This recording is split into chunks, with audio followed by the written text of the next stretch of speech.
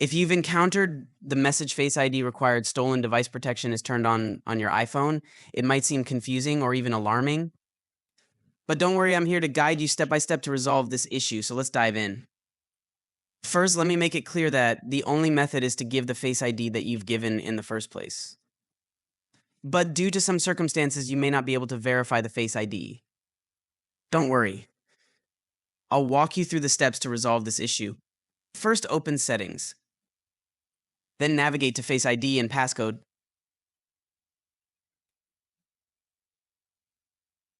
And tap on Stolen Device Protection. From here, check if Away from Familiar Location is selected. If selected, try turning off Stolen Device Protection. You need to keep tapping on Try Face ID again for many times until the passcode appears. If you're lucky, you may be able to turn it off and reset your Face ID. In the other case, if it's set to always, or the try again method doesn't work, there is one method which can definitely sort this out. The method is to erase all content and settings of your iPhone. I know this sounds arduous, but there isn't any other way.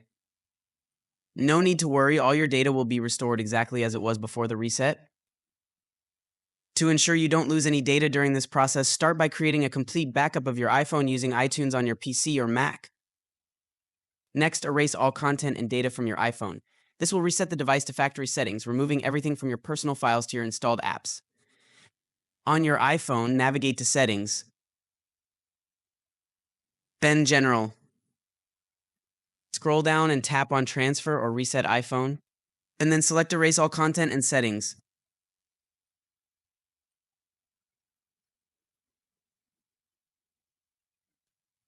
Confirm the action by entering your passcode and Apple ID credentials. The device will restart, giving you a fresh start.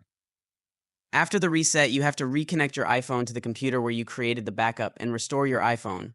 Once the process finishes, your iPhone will be ready to use with everything restored exactly as it was before the reset. After the restore, the stolen device will be turned off as well as the Face ID. You can set up a new Face ID without any issue. And that's it.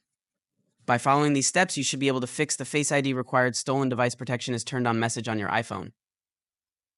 If you found this video helpful, give it a thumbs up and don't forget to subscribe to the channel and hit the notification bell so you never miss out on more tips and tricks. Thanks for watching and I'll see you in the next video.